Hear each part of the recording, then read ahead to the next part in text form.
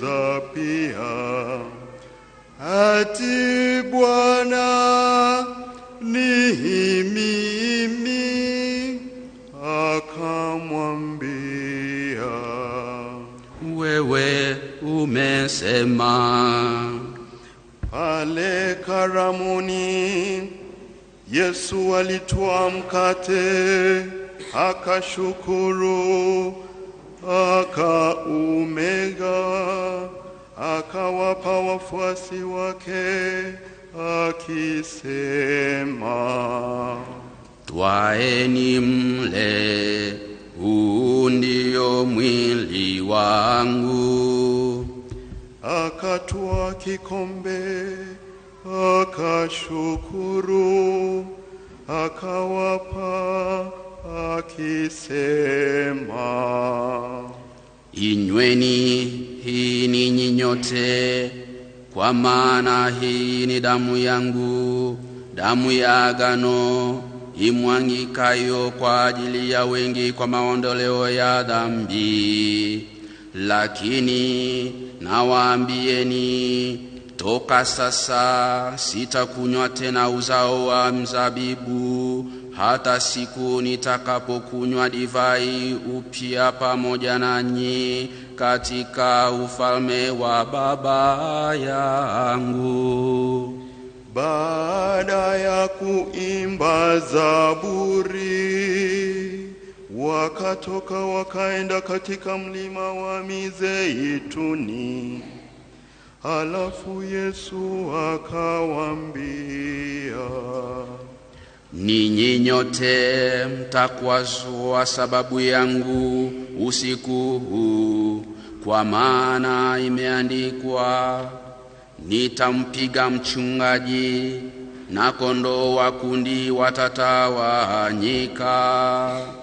Lakini baada ya ufufuko wangu nitawatangulia kwenda Galilaya. Petro akajibu akamwambia, wakikwazwa wote kwa sababu yako, mimi sitakwazwa hata kidogo. Yesu akamwambia, amin nakwambia, usiku huu kabla jogoo hajawika, utanikana mara 3. Petro akamjibu, hata ikinipasa kufa pamoja nawe, sitakukana. Vivyo hivyo wakasema wafuasi wote. Kisha Yesu akaenda pamoja nao mahali paitwapo Getsemane. Akawaambia wafuasi, kaeni hapa niende kusali. Akawachukua Petro na wana wawili wa Zebedayo, akaanza kuhuzunika na kusononeka. Hapo akawaambia, roho yangu ina huzuni nyingi hata kiasi cha kufa. Kaeni hapa mkeshe pamoja nami. Akaenda mbele kidogo, akaanguka kifudifudi, akasali kwa maneno haya, Baba yangu, ikiwezekana kikombe hiki kinipite, lakini si kama nitakavyo mimi, bali utakavyo wewe. Akawajia wafuasi, akawakuta wamelala usingizi.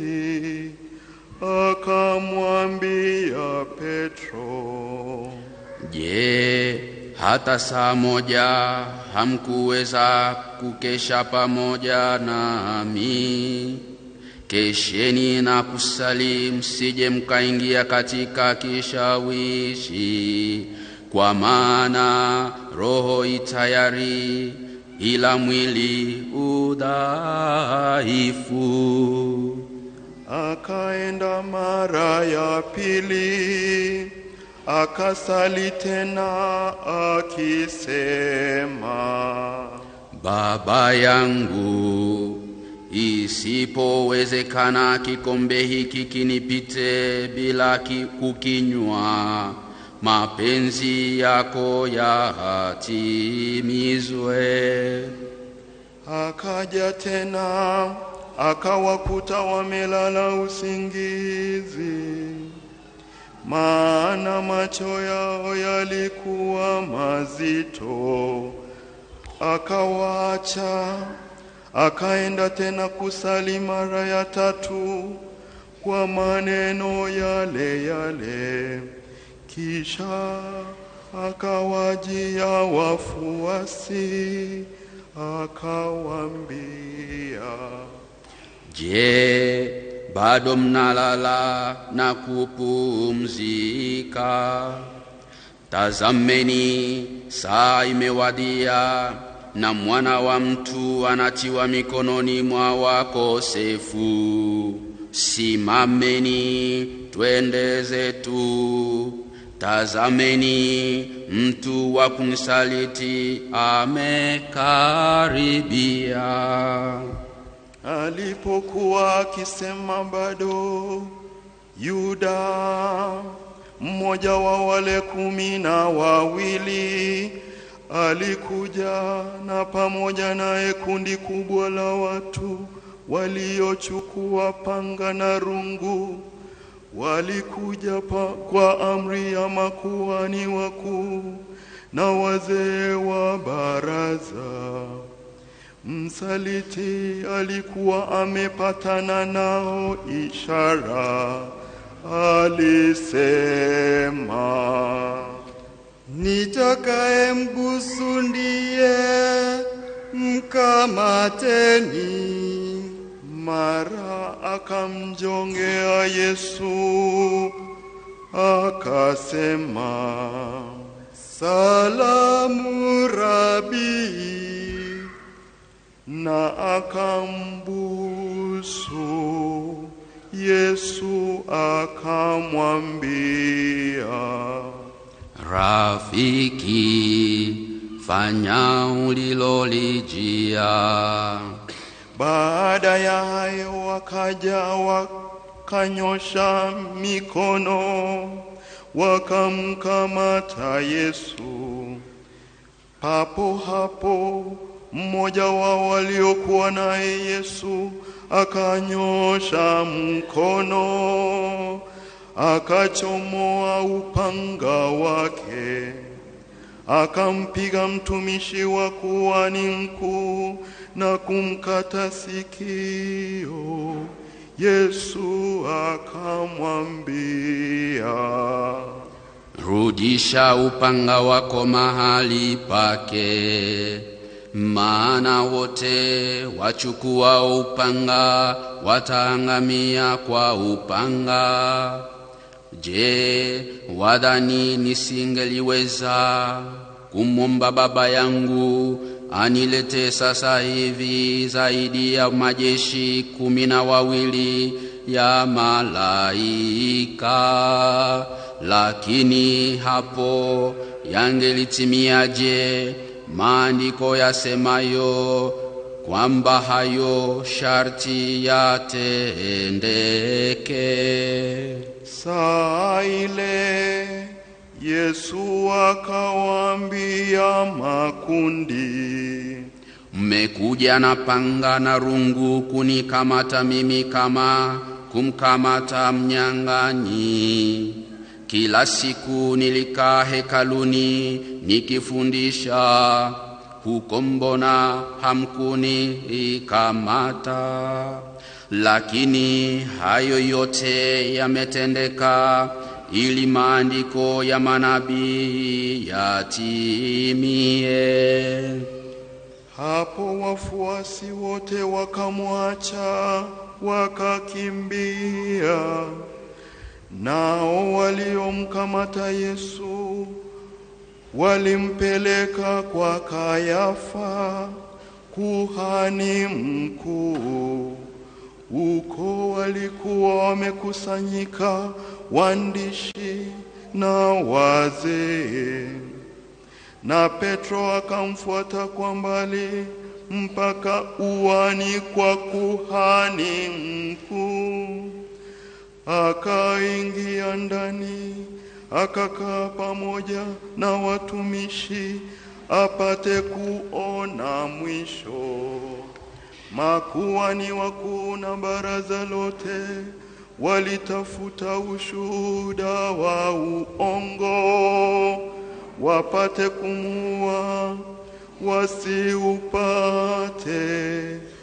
Ingawa mashahidi wengi wa uongo walitokea, mwisho wawili wakaja wakasema, huyu alisema, naweza kulibomoa hekalu la Mungu na kulijenga upya kwa siku 3. Kisha kuhani mkuu akasimama akamuuliza, je, hujibu neno kwa mashtaka wanayokushuhudia hawa? Lakini Yesu akanyamaza. Kuhani mkuu akamwambia, na kuapisha kwa Mungu aliye hai, utuambie kama wewe ndiwe Kristo, mwana wa Mungu. Yesu akamwambia, wewe umesema.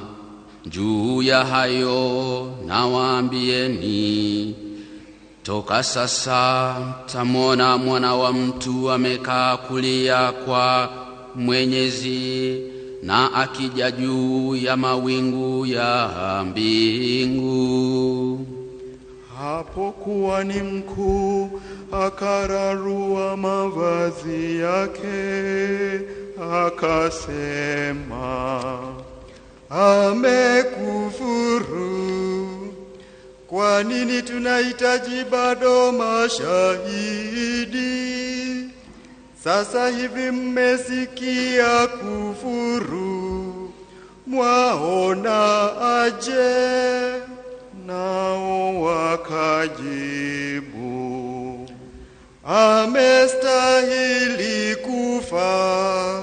Baada ya hayo wakamtemea mate usoni, wakampiga makofi. Wengine wakampiga kwa fimbo wakisema, ewe Masia, utufumbulie ni nani aliyekupiga? Wakati huo Petro alikaa nje uani. Mjakazi mmoja akamjongea akasema, nawe ulikuwa pamoja na Yesu wa Galilaya. Naye akakana mbele ya wote akisema, sijui usemalo. Lakini alipopita mlangoni aende nje, mjakazi mwingine akamwona, akawaambia watu wa pale, na huyu alikuwa pamoja na Yesu wa Nazareti. Akakana tena akiapa, simjui mtu huyu. Punde kidogo watu waliosimama pale wakamjongea Petro wakamwambia, hakika nawe ni mmoja wao, kwa maana hata usemi wako wa kutambulisha. Hapo Petro akaanza kujilaani na kuapa akisema, simjui mtu huyu. Mara hapo jogoo akawika. Petro akalikumbuka neno la Yesu, yaani, kabla jogoo hajawika utanikana mara 3. Akaenda nje, akalia machozi kwa uchungu. Asubuhi yake makuhani wakuu wote na wazee wa baraza wakashauriana juu ya Yesu kwa kusudi la kumuua. Wakamfunga, wakampeleka na kumtoa kwa Ponsio Pilato gavana.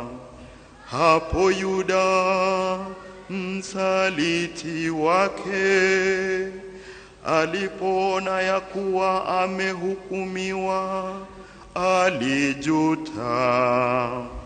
Akawarudishia makuhani wakuu na wazee vile vipande 30 vya fedha,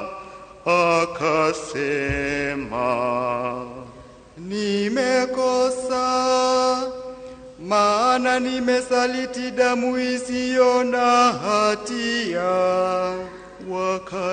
Wakajibu, inatuhusu nini sisi? Yaangalie haya wewe mwenyewe. Akavitupa vipande vya fedha hekaluni, akaondoka, akaenda, akajinyonga. Makuhani wakuu wakavitwaa vipande vya fedha, wakasema, si halali kuviweka katika hazina, kwa maana ni fedha ya damu. Wakashauriana, wakavitumia kwa kununua shamba la mfinyanzi kwa kuwazika wageni.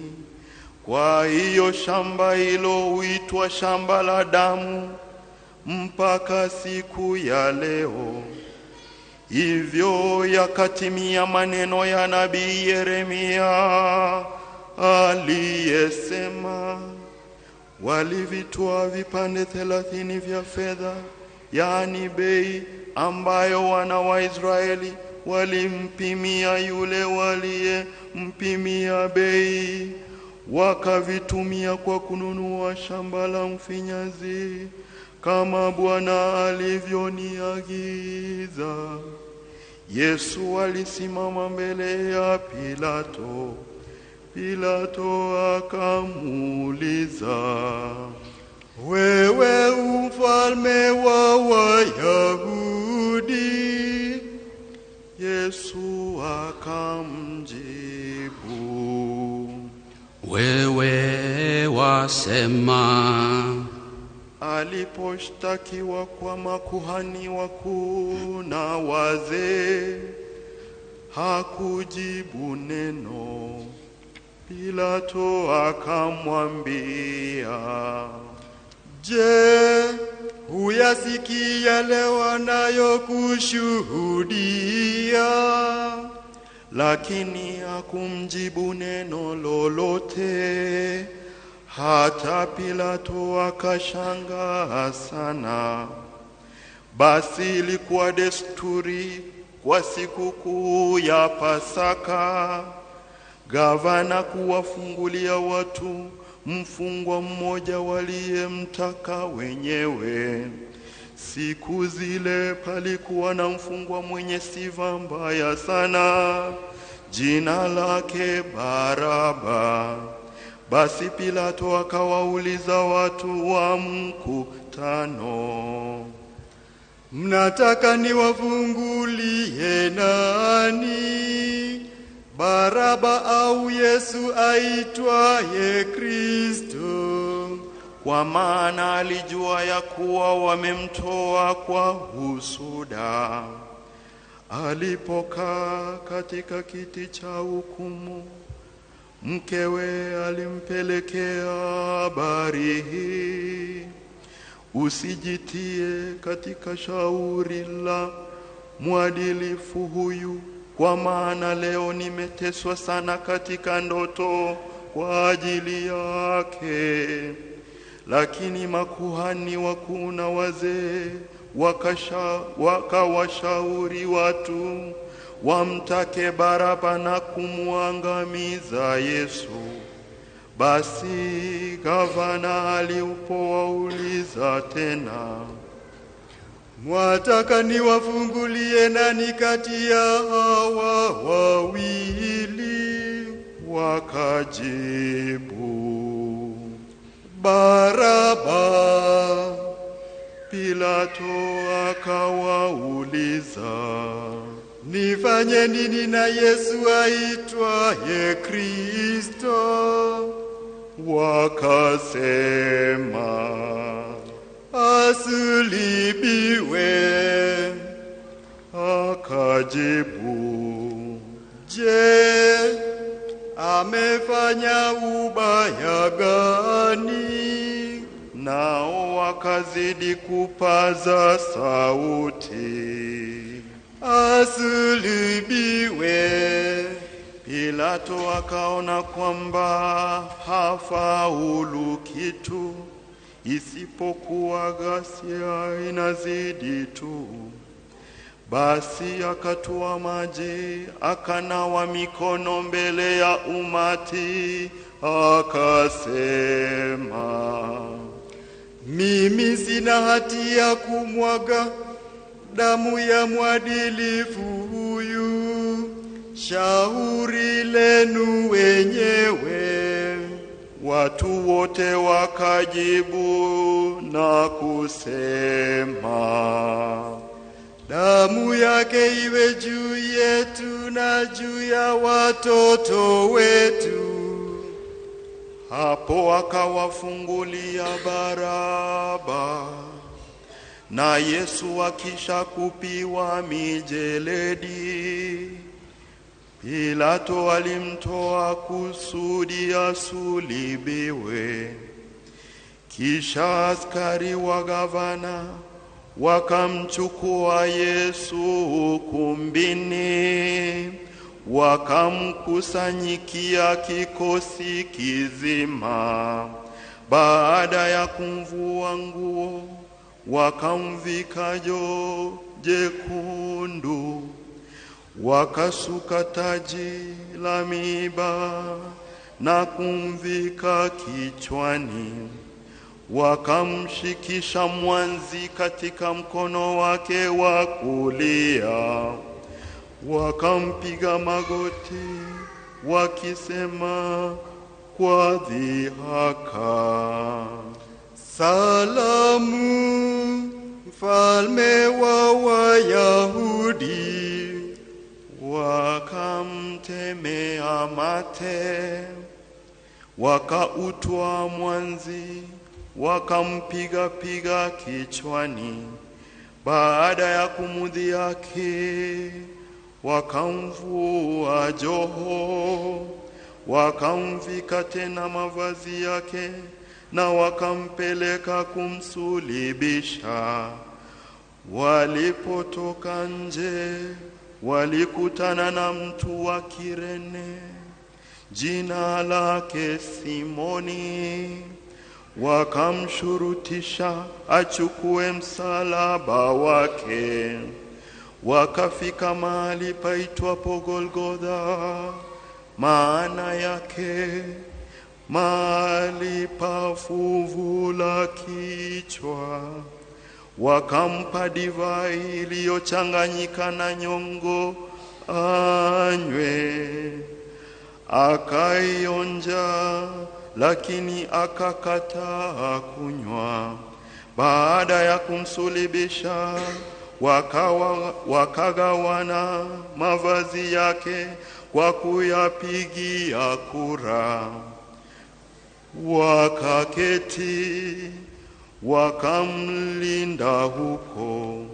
Juu ya kichwa chake wakaweka hati iliyokitaja kisa cha hukumu yake.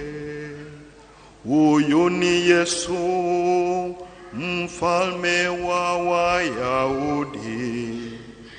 Pamoja naye wakasulibiwa wanyang'anyi wawili, mmoja kulia kwake, mmoja kushoto kwake. Watu waliopita njiani walimtukana, wakatikisa vichwa vyao na kusema, ewe uwezaye kulibomoa hekalu na kulijenga upya kwa siku 3, ujiokoe mwenyewe. Ukiwa wewe ni mwana wa Mungu, shuka msalabani. Kadhalika makuhani wakuu pamoja na waandishi na wazee wakamdhihaki wakisema, aliwaokoa wengine, kujiokoa mwenyewe hawezi. Kama ni mfalme wa Israeli, basi ashuke sasa msalabani, nasi tutamsadiki. Amemtegemea Mungu, basi amuokoe sasa kama anampenda, kwa maana alisema, mimi ni mwana wa Mungu. Kadhalika wanyang'anyi waliosulibiwa pamoja naye walimtukana vile vile. Toka saa 6 giza lilifunika nchi yote mpaka saa 9. Mnamo saa 9 Yesu akalia kwa sauti kuu, Eli, Eli, lema sabachthani. maana yake, Mungu wangu, Mungu wangu, kwa nini umeniacha? Baadhi ya wale waliosimama pale na kusikia wakasema, huyu anamuita Elia. Mara mmoja wao akaenda hima, akatwaa sifongo, akaijaza siki, akaitia juu ya mwanzi, akampa anywe. Wengine wakasema, acha tuone kama Elia atakuja kumwokoa. Yesu akalia tena kwa sauti kuu, akakata roho.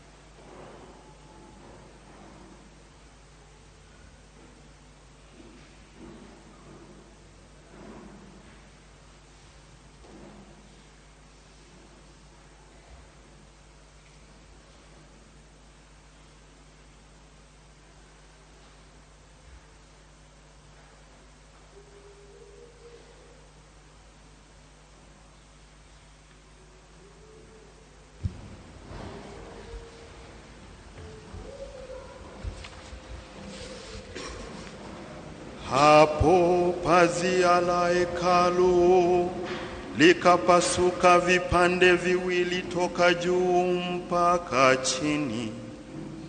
Nchi ikatetemeka na miamba ikapasuka. Makaburi yakafunuka na miili mingi ya watakatifu waliolala humo usingizi kwa mauti ikafufuka. Na baada ya ufufuko wake wakatoka makaburini, wakaingia mji mtakatifu, wakawatokea watu wengi. Wakati akida na wale waliokuwa naye wakimlinda Yesu walipoona tetemeko la nchi na matukio hayo, waliogopa sana, wakasema, kweli huyu alikuwa mwana wa Mungu. Pale palikuwa na wanawake wengi waliotazama kutoka mbali. Hao walikuwa wamemfuata Yesu kutoka Galilaya wakimtumikia. Miongoni mwao walikuwa Maria Magdalena na Maria mama wa Yakobo na Yosefu na mama wa wana wa Zebedayo. Jioni akaja mtu tajiri wa Arimathea, jina lake Yosefu, naye pia alikuwa mfuasi wa Yesu. Huyo alimwendea Pilato akamwomba mwili wa Yesu. Pilato akaamuru apewe. Yosefu akatoa mwili, akauzungushia sanda ya kitani safi, akauweka katika kaburi lake jipya alilokuwa amelichonga mwambani.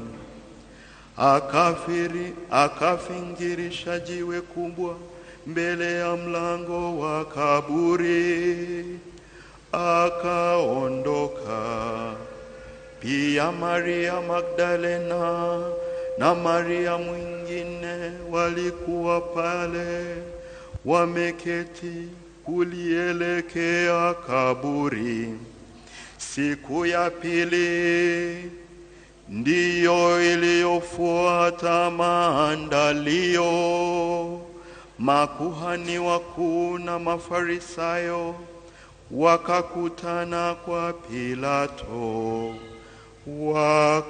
wakasema, Bwana, tumekumbuka ya kuwa yule mdanganyifu alipoishi bado alisema, baada ya siku 3 nitafufuka. Basi uamuru kulilinda kaburi mpaka siku ya 3, wasije wafuasi wake wakamwiba na kuambia watu, amefufuka katika wafu. Hivyo udanganyifu wa mwisho utakuwa mbaya kuliko wa kwanza. Pilato akawaambia, mna walinzi, basi nendeni mkalinde kadiri mnavyojua. Nao wakaenda wakalifanyia usalama kaburi kwa kutia muhuri jiweni na kuwaweka walinzi.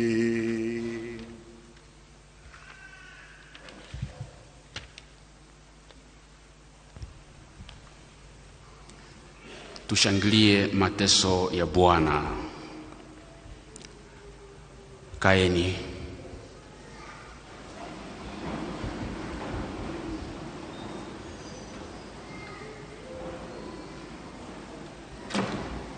Ndugu na dada zangu wapendwa katika Kristo, tumetoka kusikiliza kwa makini sana somo ndefu kuhusu njia ya msalaba ya Bwana wetu Yesu Kristo, njia iliyotuletea wokovu. Tumsifu Yesu Kristo. Leo katika kanisa ulimwenguni kote, kanisa Katoliki na baadhi ya madhehebu ya Kikristo, tunasherehekea siku kuu ya Matawi, Dominika ya Matawi, ambayo ni Dominika ya mateso ya Yesu Kristo. Kanisa dunia nzima inatualika kufikiria na kutafakari kwa namna ya pekee mafumbo makuu ya wokovu wa ulimwengu, yaani mateso, kutundikwa msalabani, kufa msalabani na hatimaye kufufuka kwa Bwana Yesu Kristo. Jumapili ya leo ya Matawi inatuingiza rasmi katika kipindi kitukufu zaidi, tunasema wiki takatifu, wiki kuu, ambamo tena tunaenda kufikia siku tatu nyingine nzito ambazo zitatuandaa kwa namna ya ukaribu kusherekea ufufuko wa Yesu Kristo. Kwa Alhamisi Kuu tunayo Ijumaa Kuu, alafu tunayo Jumamosi Kuu ambayo tunaitwa Easter Triduum. Adhimisho ya ibada ya Matawi. Ibada ya Matawi katika Dominika ya leo inaendeshwa au inatualika pia kutafakari maisha ya Yesu Kristo kufikia kifo katika vifungo viwili vikubwa. Vifungo viwili vikubwa ambavyo tunavipata katika adhimisho nzima ya Dominika ya leo ya Matawi. Fungu la kwanza ama kipindi cha kwanza ni kipindi cha furaha ambacho tuliadhimisha tukiwa nje na tukiingia hapa kanisani kwa nyimbo za shangwe, nderemo na vificho, tabasamu, tukicheza. Hiyo ndio sehemu ya kwanza, tukichukua matawi mikononi, ambayo ni alama kubwa ya ushindi, Lakini ni kama wale Wayahudi walivyokuwa wakibeba matawi, ukichukua matawi mikononi, hawakujua huu ni ushindi wa aina gani. Bado walikuwa wanafikiria ushindi wa kisiasa, ambayo haikuwa ukweli. Fungu la pili, sehemu ya pili ya adhimisho, ni sehemu ambayo inajawa na kelele, inajawa na sauti za kelele, sauti za hukumu, sehemu za kushutumu, kelele za kulaumu. Kuna kipindi hicho kinajaa na usaliti na ukataaji ama ukanushaji, usaliti wa Yuda na kukana kwake Petro Yesu. Hivyo vyote vinatuletea huzuni. Yaani kuna kipindi cha furaha, kunaenda kuwa pia kipindi cha huzuni. Naam, kunatokea swali ambalo kila mmoja wetu anapaswa kujiuliza katika haya makundi ya waliomfuata Yesu Kristo. Je, wewe ni mfuasi wa Yesu Kristo katika hali yake ya furaha, katika hali yake ya kuandamana kwenda Yerusalemu kama mfalme, au pia wewe tayari kwa kuandamana naye wakati njia zimekuwa na giza, wakati njia zimekuwa na damu, zimekuwa na mateso, anapoelekea hapo mlimani Kalvari? Wewe tayari kumfuata katika hivyo vipindi? Kuna msemo wa wahanga wanasema, rafiki wa kweli ni yule awezaye kusimama na wewe katika kipindi cha furaha na katika kipindi cha huzuni. Huyu ndio rafiki wa kweli, na atatambulikana zaidi sana wakati anasimama na wewe katika kipindi cha huzuni. Lakini tunavyofuata maandiko matakatifu, zaidi somo hili la mateso ya Yesu Kristo, tunaenda kuona kwamba Wayahudi walishindwa mtihani, kwa sababu walimfuata Yesu Kristo katika njia ya ushindi ambao ulikuwa ni ushindi katika akili zao, lakini katika njia ya mateso walirudi nyuma. Na sio walirudi nyuma tu, lakini walimdhihaki, walimtupia mawe, walipiga kelele ili asulubiwe. Ndugu zangu wapendwa, njia ielekeayo Kalvari, njia ielekeayo msalaba, njia ielekeayo ufufuko wa Yesu Kristo ni njia ambayo haivutii. Ni njia ambayo haivutii kwa sababu ina miiba iliyowekwa kichwani mwa Yesu. Ni njia ambayo ina mashimo mengi, lakini pamoja na hayo, yeyote ambaye anakubali kuandamana na Yesu anakuwa ni tegemezi, hata kwenye mashimo, hata kwenye madhulumu. Na tunajua vizuri kwamba hata katika maisha yetu ya kibinadamu, njia zinazopeleka kwenye mafanikio makuu huwa sio njia rahisi. Ukiuliza wengi ambao wameshafanikiwa katika maisha kiwango kikubwa, ni kwamba wanapitia mengi, lakini pamoja na uvumilivu, pamoja na kumwomba Mwenyezi Mungu juhudi na nguvu za kuvumilia changamoto katika njia za kuelekea kwenye mafanikio, ndipo kweli watafika ukomo na kutimiza ndoto zao. Lakini kabla tuwahukumu hawa Wayahudi, lazima tujue ni nini kiliwapelekea kumkana Yesu, au kugeuza fikra zao kuhusu Yesu. Kwanza tujue kwamba kipindi kile Wayahudi walikuwa kwenye utawala wa Warumi, ambao ni utawala wa ukoloni. Kwa hiyo kulingana na wa manabii kutabiri kuhusu Masia atakaye kuja kukomboa hao Wayahudi kutoka huo utumwa wa Warumi, walikuwa na matarajio makubwa sana.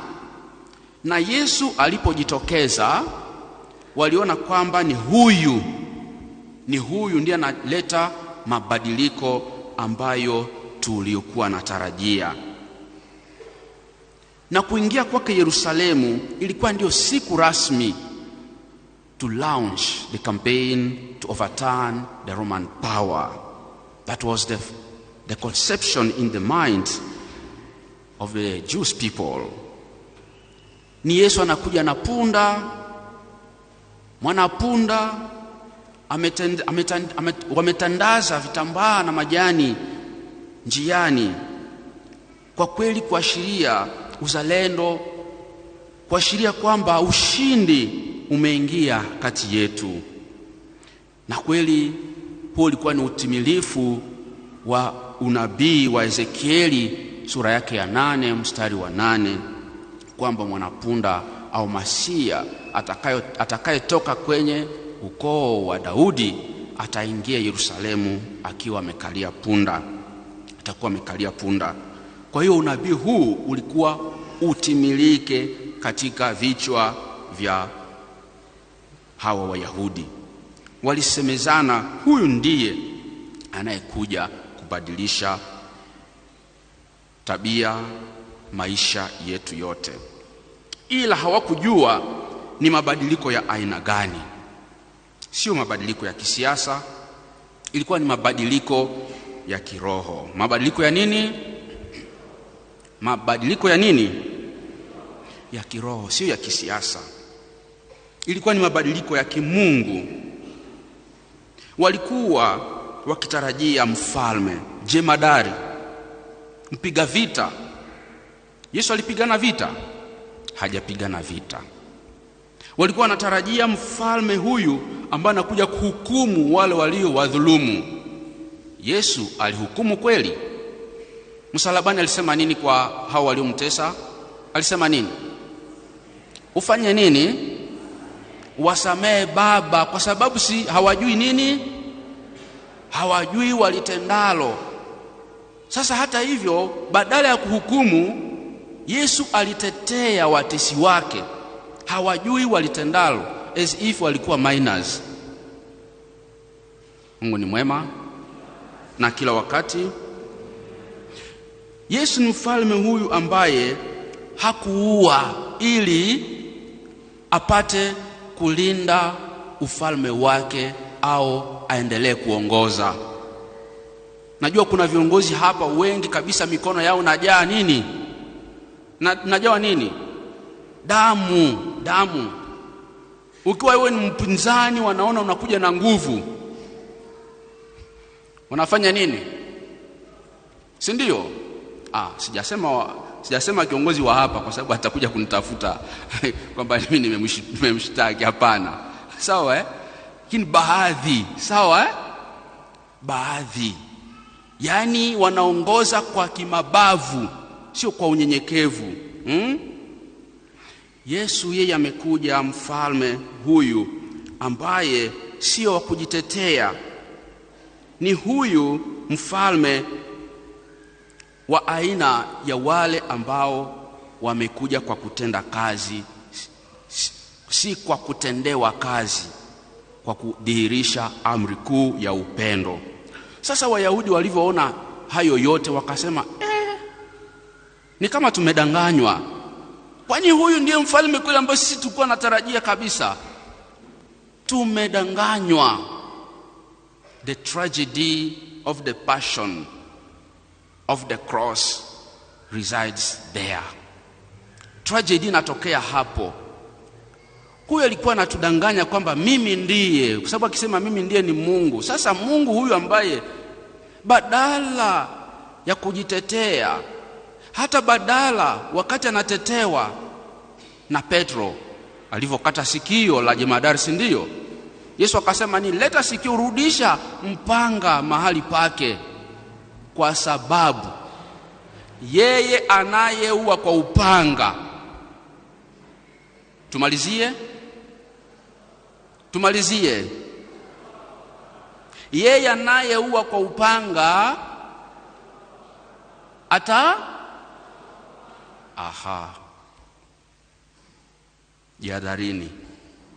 Jihadharini viongozi wetu, jihadharini na mambo hayo. From that moment wakarudi nyuma na wakamdhihaki Yesu Kristo, mtumishi tuliyekuwa na mtarajia, kumbe si yeye. Lakini ilikuwa ni kwamba maandiko yatimie. Yesu ni aina ya mfalme ambaye alichagua njia ya unyenyekevu. Ni yeye ambaye alichagua njia ya upole ili apate kutufunza pia njia ya upole.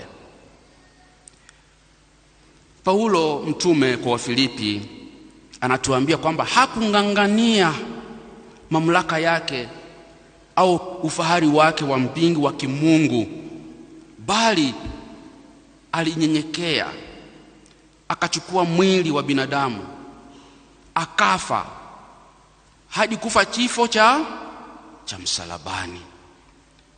Na hakubaki hapo msalabani. Ndiyo maana Mungu alifanya nini? Alimtukuza. Na alipomtukuza alimfanya kuwa Bwana, ili goti na goti lipigwe mbele yake kwa kumshuhudia. Tumsifu Yesu Kristo. Huyo ndio Yesu ambaye katika changamoto na njia ya msalaba ya mateso alituletea wokovu, alituletea maisha mapya sisi wanadamu. Kwa hiyo tunapoadhimisha mafumbo ya wokovu wetu katika baada ya misa takatifu ya matawi, tutajiombea wenyewe ili katika kuishi kwetu tuepukane na vitu kadhaa. Mmoja wapo usaliti. Nini? Usaliti. Usaliti ni kitu kibaya sana, zaidi sana kinapotokana na mtu ambaye mnaishi naye, mnakula naye. Yuda alikuwa miongoni mwa wafuasi 12. Yesu aliposema mmoja wenu atanisaliti, yeye pia akafanya nini? Akauliza. Si aliuliza, Yesu, kwani eti ni mimi? Eti ni mimi? Wakati alikuwepo akiwa anajua tayari ameenda huko na amepokea nini? Si amepokea pesa? Pesa jamani lilimuuza mwana wa Adamu. Lakini mwishowe alipojua kwamba kweli Yesu amehukumiwa, alikula hizo pesa? Hajawahi kula hizo pesa. Alisema, hizi pesa nizipeleke wapi? Si walizipeleka hekaluni. Wakati zimefika hekaluni walipozipatia wazee wa kanisa, kwani walizichukua? Walizikataa kwa sababu zilikuwa na laana. Zilikuwa na nini? Laana. Zilikuwa na laana. Alafu nao walinawa mikono wakamkana huyo Yuda Iskarioti. Si walimkataa? Walisema hili jambo linatuhusu nini? Usaliti sio kitu kizuri. Unaweza mkapanga njama, tumuue fulani ili tuchukue madaraka. Lakini wakati the flip of the medal will come, the true reality, the truth behind the curtain itakapokuwa revealed, utajikuta umebaki mtu mmoja.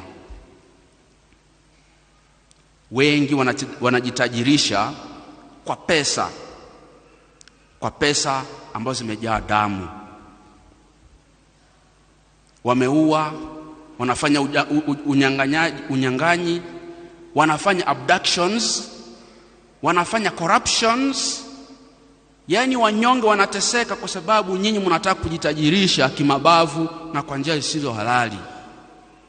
Injili ya leo natuambia waliambiana wenyewe. Si vema tuweke hizi pesa kwa hazina, kwa sababu si pesa halali. Hebu jiulize, biashara yangu imekuwa kiasi fulani, kwani hizi pesa nazipata kwa njia gani? Kwa njia halisi, njia halali? Swali lako. Jambo lingine ambalo nitaenda kumalizia hotuba ya leo ni kwamba tuombee nchi zetu ili tuwe na viongozi ambao wanapenda uhaki na ambao wanapenda kujitolea kwa ajili ya maslahi ya wananchi. Yesu alifanya utume wake kwa miaka mingapi? Tunajua mingapi? Jamani, Mjue kwamba tuko mjue kwamba tuko mtandaoni. Wasije wakasema mbona Wakristo wa St. Francis hawakujua. Sawa Miaka mingapi? 3. Jamani. Yesu ameanza utumishi wake, si ndio? Miaka ilikuwa mingapi? Kutoka kubatizwa na kufariki kwake ilikuwa ni miaka mingapi? Silikuwa ni miaka 3. Jamani, huyu alifanya mambo ya ajabu. Kwa miaka mingapi? Term zetu hapa Kenya, term moja ni ngapi? Ni miaka 5. Sawa. Swali ni hili ambalo nalituma kwa viongozi wetu wa Afrika zaidi sana. Unapompa term ya 2, unapoomba term ya 3, kuna wale ambao wanaenda mpaka term ya 6 mpaka ya 9. Nimesema ya 9? Hajakuwa hapo huyo. Lakini labda term 5, sawa au term fulani.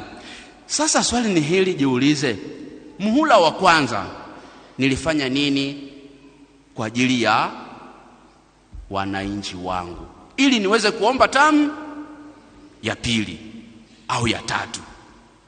Nakwambia na nakushauri ndugu yangu kiongozi, kama unajua wananchi wanaenda kulalamika, wanaendelea kulia kwenye miaka hii 5 hawajapata riziki yao, patia nafasi. Okay, sawa. Okay, nimeshuka, sio hapa Kenya. Sawa najua ninachokiongea kwa sababu kuna nchi ambazo zimekumbwa na vita, zimekumbwa na mauaji ya aina yote, lakini viongozi ni wale wale. We cannot look for a solution to a problem using the same formula. All together. Lazima tujaribu. Sasa jiulize, mimi uongozi wangu ni kiongozi ambaye nataka uzuri, wema, furaha, faraja ya wananchi wangu, ama nataka mimi mwenyewe nijifanikishe? Na Bwana awe nanyi.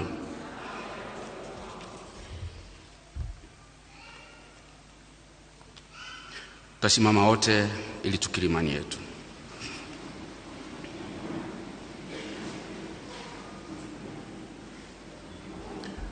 Nasadiki kwa Mungu mmoja,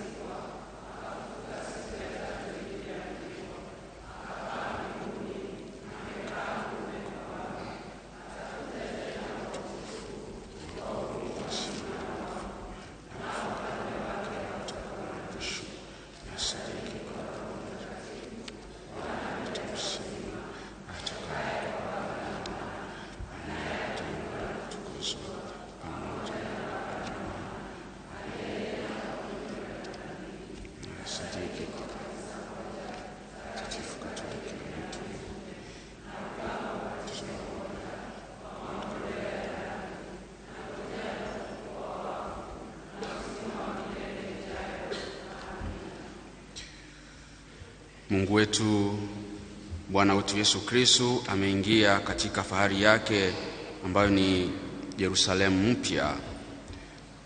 Kwenye kelele za shangwe akaingia kama mshindi, lakini ushindi wake sio wa kisiasa, ni ushindi wa kimungu, ushindi wa dhambi,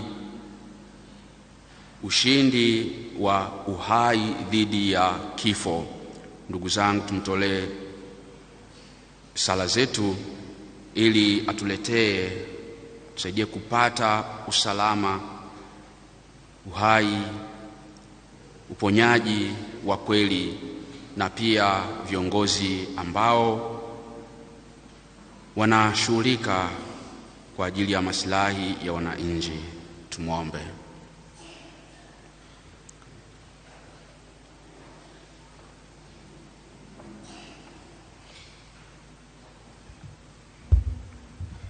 Tuombe kanisa. Mungu Baba, Mungu Mwana, Mungu Roho Mtakatifu, tumekuja mbele zako wakati huu Bwana, tukileta kanisa duniani kote mbele zako Mungu Baba. Tunaleta Baba Mtakatifu mbele zako mabishops, mapadri na viongozi wote wa kanisa Mungu Mwenyezi. Tunakuomba Baba uendelee kuwalinda Mungu Baba, wajalie afya njema Mungu Baba, wazidishie upendo, amani na umoja na hekima Mungu Baba, ili waweze kutuongoza kulingana na mapenzi yako. Bwana, twakuomba. Kuomba tusikie.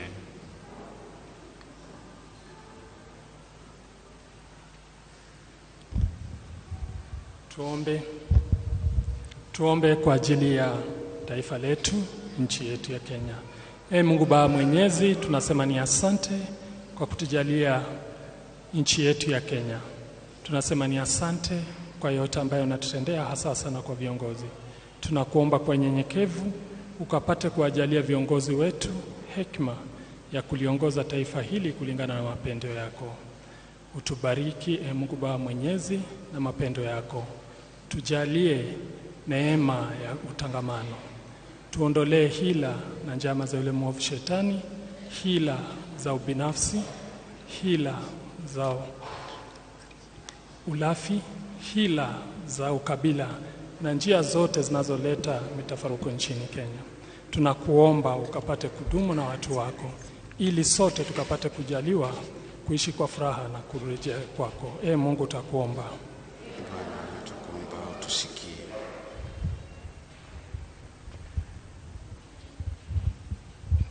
Prayer for the sick. Father,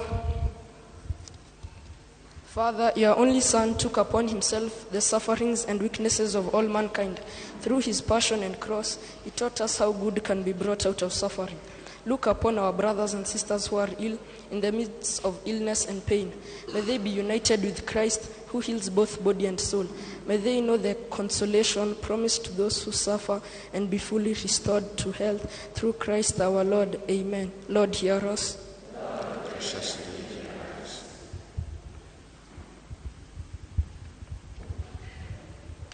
Prayer for the PMC.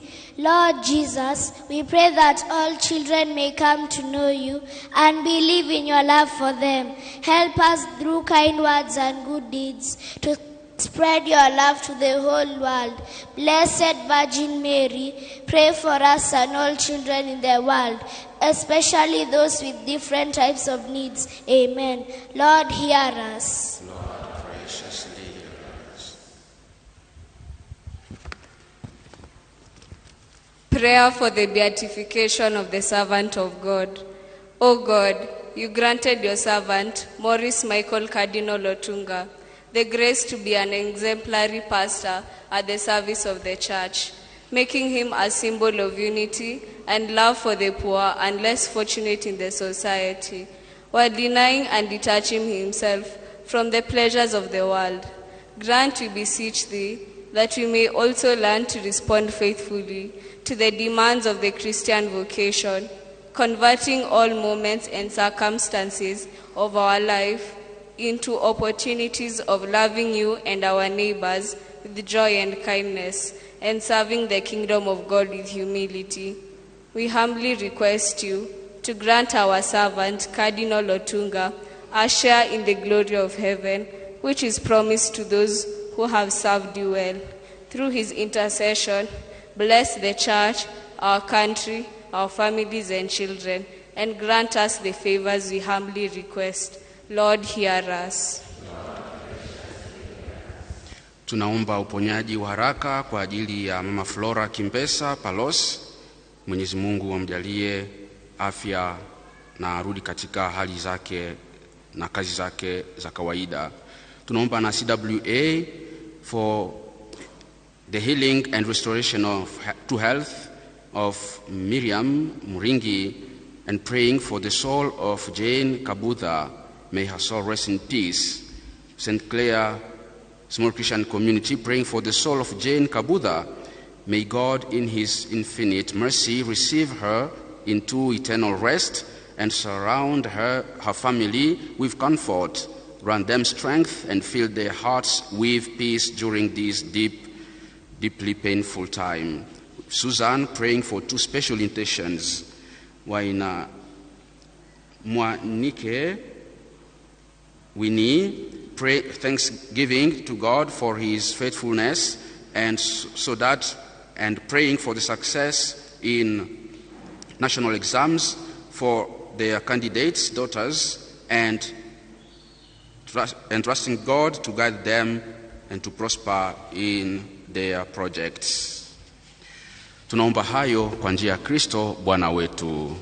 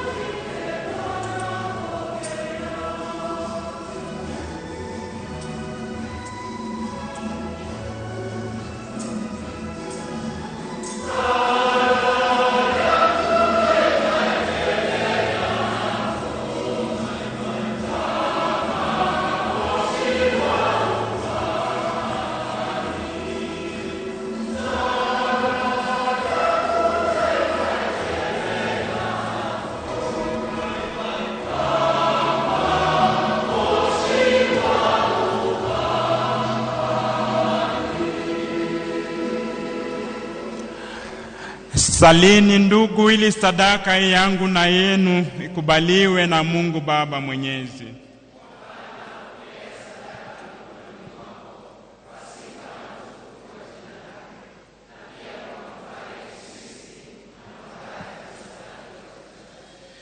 Ee Bwana, kwa ajili ya mateso ya mwanao pekee, rehema yako isikose kutukaribia sisi, na hata kama hatujastahili kwa ajili ya matendo yetu, utujalie tuipokee kwa njia ya dhabihu hiyo moja pekee, tukiwa tumetanguliwa na huruma yako, kwa njia ya Kristo Bwana wetu.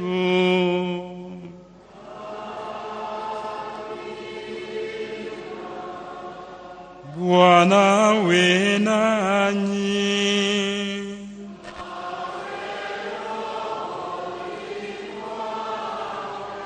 Inueni mioyo.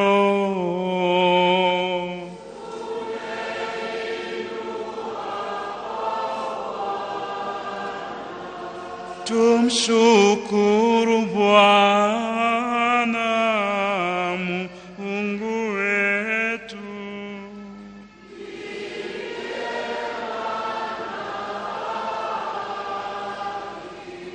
Kweli ni vema na kitendo la kufaa na kuleta wokovu. Tukushukuru wewe daima na popote, Ee Bwana Baba uliye mtakatifu, Mungu mwenyezi wa milele, kwa njia ya Kristo Bwana wetu. Yeye asiye na kosa alikubali kuteswa kwa ajili ya waovu na kuhukumiwa bila haki afe kwa ajili ya watenda mabaya. Alifuta dhambi zetu kwa kifo chake, akatukomboa kwa ufufuko wake na kufanya wewe wenye haki. Kwa hiyo sisi nasi pamoja na malaika wote tunakusifu,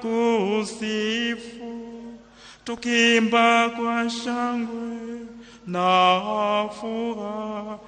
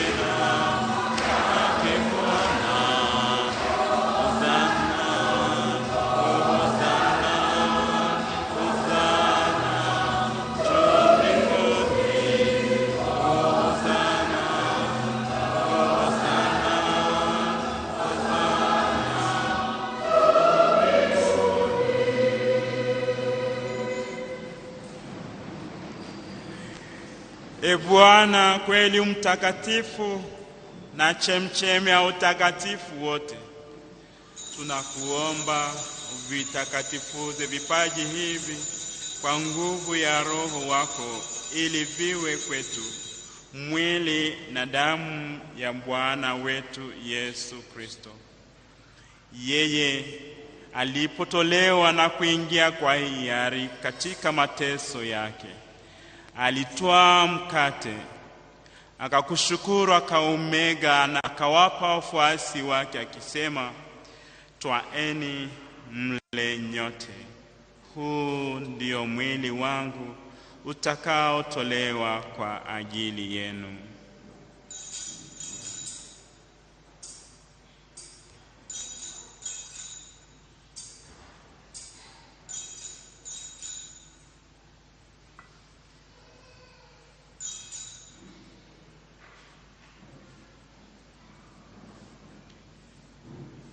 Vivyo hivyo, baada ya kula, akitwaa kikombe na kukushukuru tena, aliwapa wafuasi wake akisema, "Twaeni mnywe nyote. Hiki ndicho kikombe cha damu yangu, damu ya agano jipya na la milele, itakayomwagika kwa ajili yenu na kwa ajili ya wengi kwa maondoleo ya dhambi. Fanyeni hivi kwa ukumbusho wangu."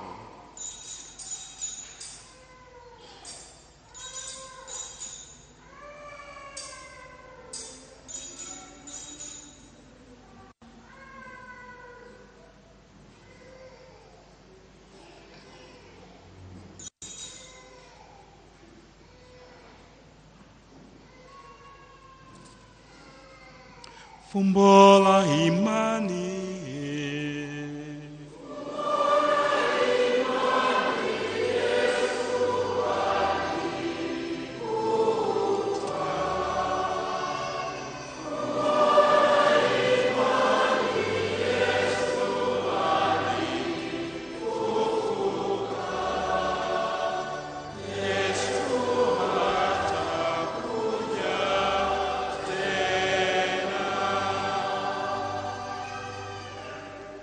Kwa hiyo, Bwana, tunapoadhimisha ukumbusho wa kifo na ufufuko wake mwanao, tunakutolea mkate wa uzima na kikombe cha wokovu.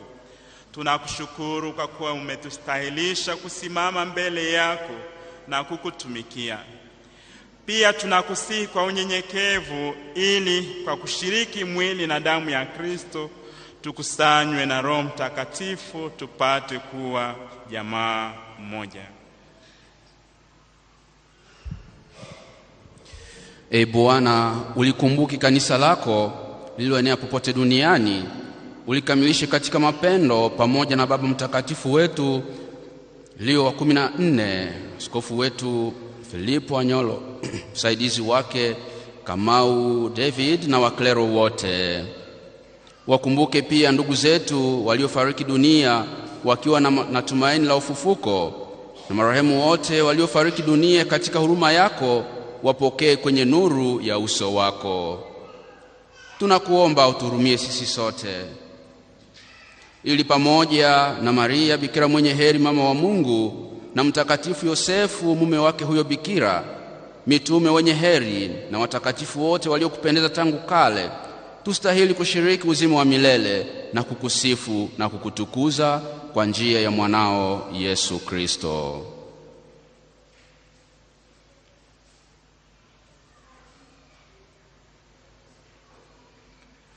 Kwa njia yake pamoja naye na ndani yake, wewe Mungu Baba Mwenyezi, katika umoja wa Roho Mtakatifu, unapata heshima na utukufu milele na milele.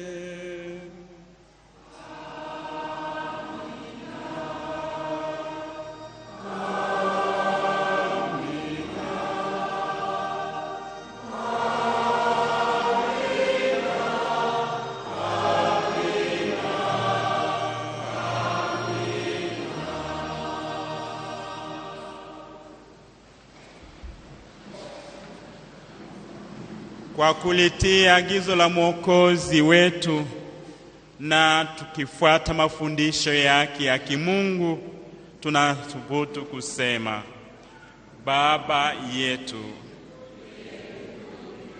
jina lako litukuzwe, ufalme wako ufike, utakalo lifanyike duniani kama mbinguni.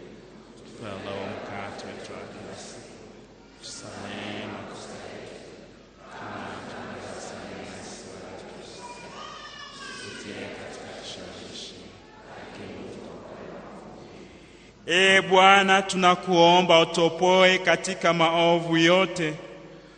Utujalie kwa wema amani maishani mwetu, kusudi kwa msaada wa huruma yako tuopolewe daima na dhambi, na wala tusifadhaishwe na jambo lolote, tunapotazamia tumaini lenye heri na ujio wa Mwokozi wetu Yesu Kristo.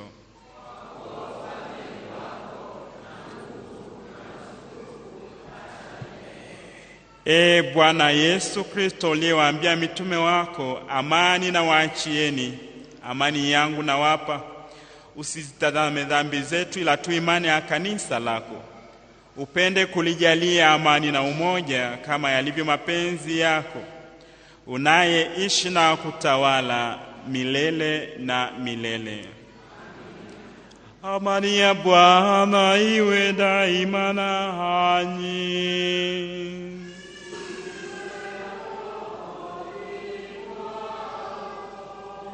Mpeane amani.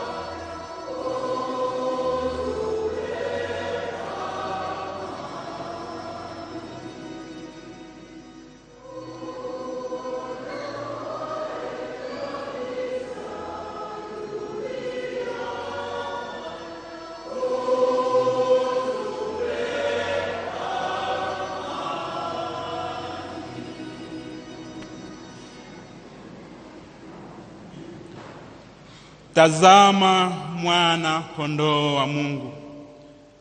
Tazama ondoaye dhambi za ulimwengu. Heri yao walioalikwa kwenye karamu ya mwana kondoo. Sistahili kwangu, lakini sema neno tu, na roho yangu.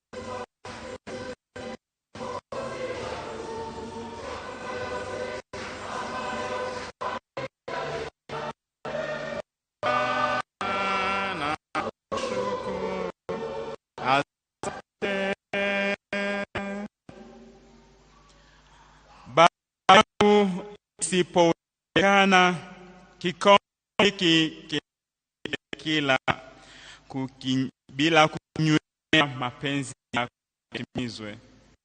Tuombe. Ewe Mungu, sisi tulioshibishwa kwa kipawa chako kwa ajili ya kifo cha mwanao, umetufanya tuyazamie kwa matumaini yetu tunayoamini. Kwa ajili ya ufufuko wake, utujalie tuweze kufika tunakoelekea kwa hamu. Njia ya Kristo Bwana wetu.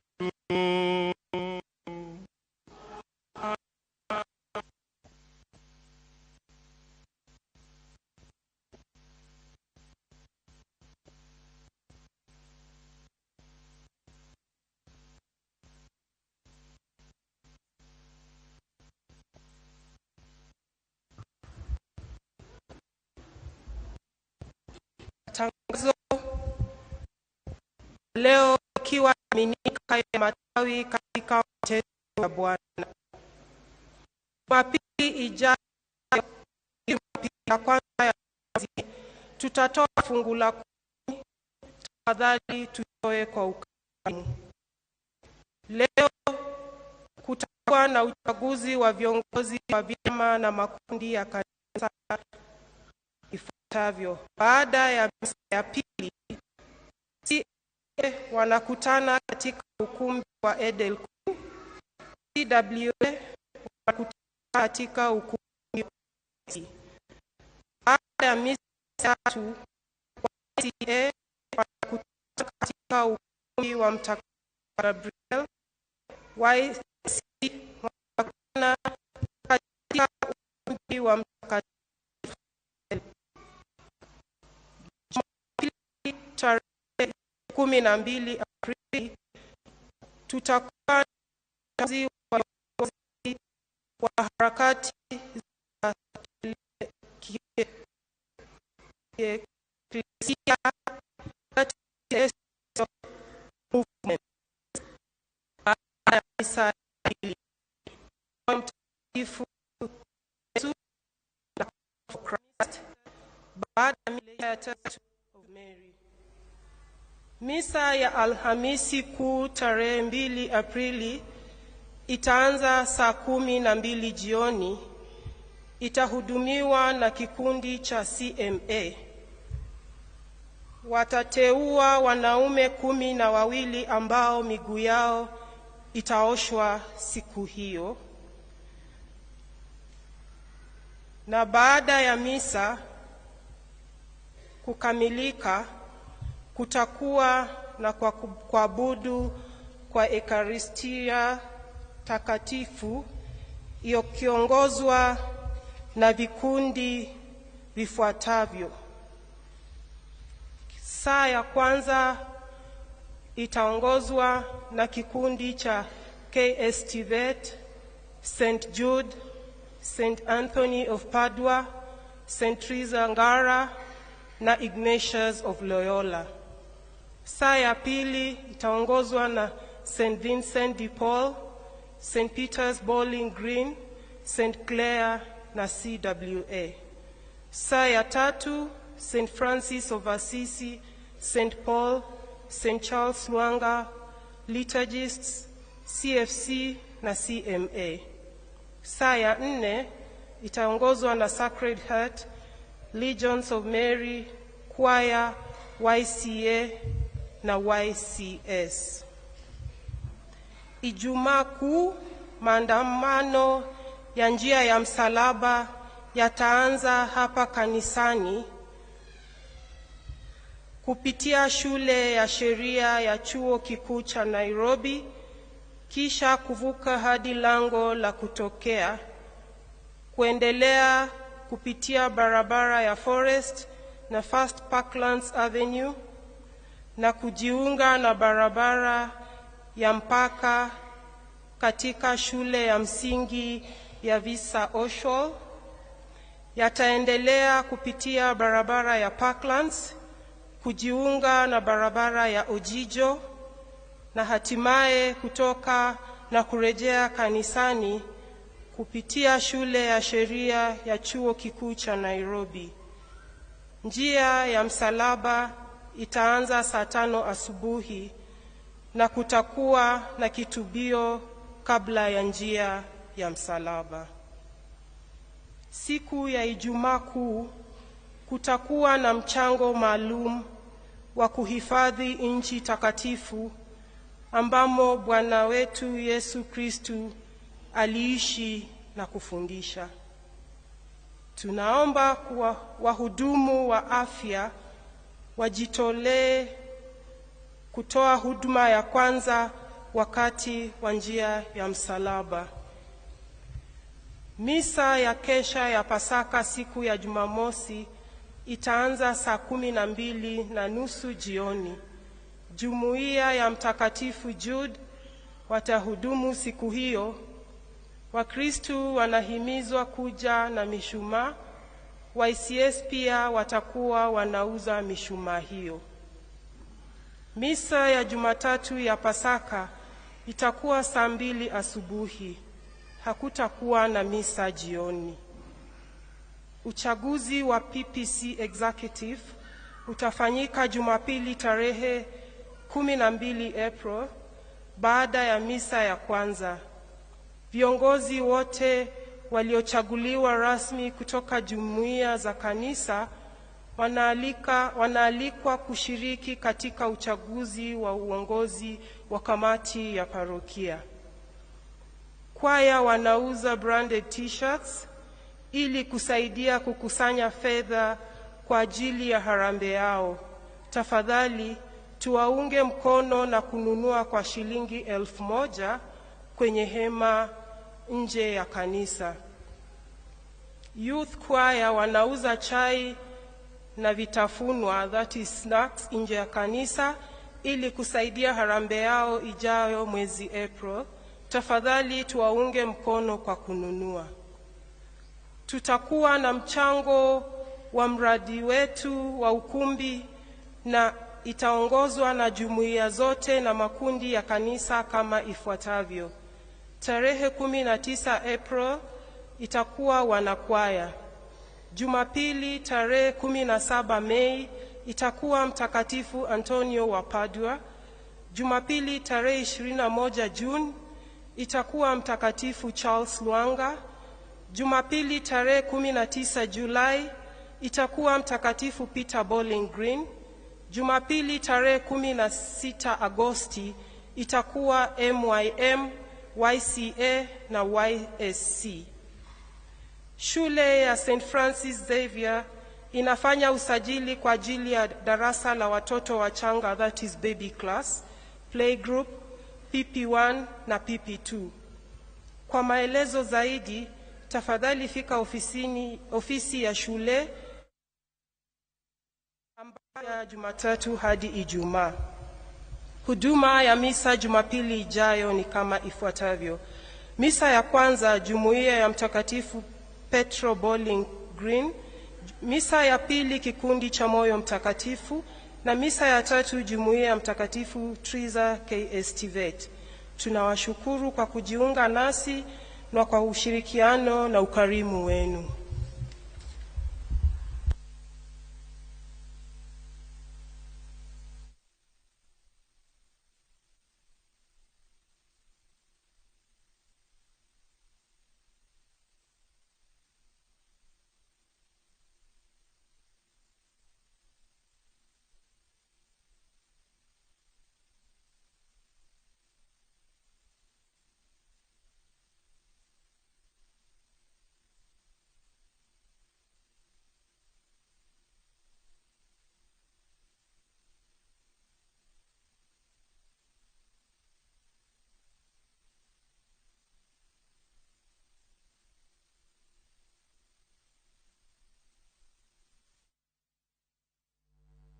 Maria tukuharĩirie inoro miaraho